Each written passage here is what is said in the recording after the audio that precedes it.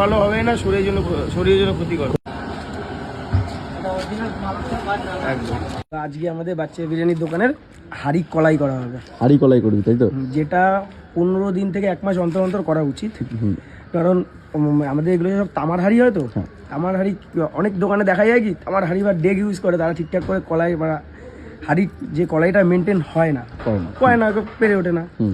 আমাদের সেটা করি না, আমরা প্রতি 15 থেকে 20 দিনের মধ্যে হাঁড়িটা কলাই করাই। হাঁড়ি কলাই হয়, ঠিক আছে। তো আজকে সেটাই করে থাকবে তাই তো? এখন হাঁড়িটাই নিয়ে আসবি? হ্যাঁ, এখন হাঁড়িটাই সব নিয়ে আসবো, তারপরে শুরু হবে। লোক চলে এসছে কলাই করা শুরু হবে, তারপরে শুরু হবে। চলো। আমাদের তামার হাঁড়ি যেগুলো কাজ হয় সেগুলো কলাই করা হচ্ছে। দেখতে পাচ্ছ এখানে একটা আছে, একটা আছে। দাদা এগুলো কি দিচ্ছ? এগুলো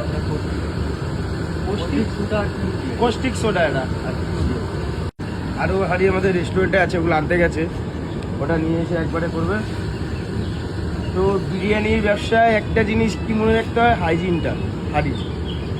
হাঁড়ি যদি কলাই না থাকে বিরিয়ানি খেলে টেস্ট ভালো হবে না, শরীরের জন্য ক্ষতিকর, খুব প্রয়োজন হবে। এই জন্য আমরা প্রতি মাসে মাসে কলাইটা করাই। রামটা দিয়ে পালিশ হয়ে যায়, পুরো একদম মালুসিয়ান বাট দিয়ে একদম 1 নম্বর করে কলাই। দাদা প্রত্যেক মাসে মাসে কলাই।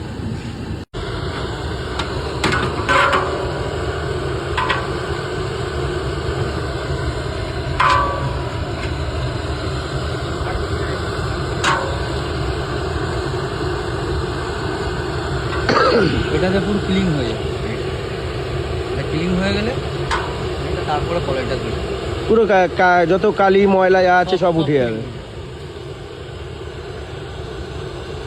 দেখছো দাদা কি সুন্দরভাবে কাজ করছে, হাঁড়িটা ফার্স্টে ওয়াশ করে নিচ্ছে।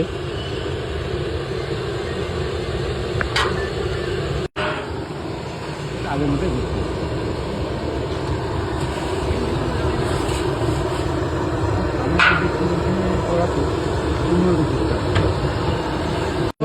তখন তো দেখলে হাঁড়ি ওয়াশ হচ্ছিল কস্টিক সোডা দিয়ে। এবার হচ্ছে মেন পার্ট, রাংটা লাগানো হচ্ছে না দাদা? এটা পালিশ হচ্ছে হাঁড়িটা, ওই সিলভারের বার দিয়ে পালিশ হচ্ছে, রাঙের বার দেখতে পাচ্ছ একদম। ওয়েট আছে কিন্তু ভালো দেখতে পারি। হাঁড়ি পুরো একদম দিচ্ছে।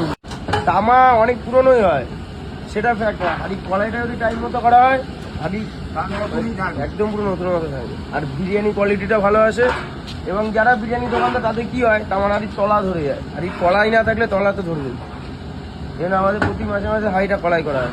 দেখো এই হাঁড়িটা রেডি হয়ে গেল মাত্র। জাস্ট হাঁড়ির কালারটা দেখো কত সুন্দর এসছে।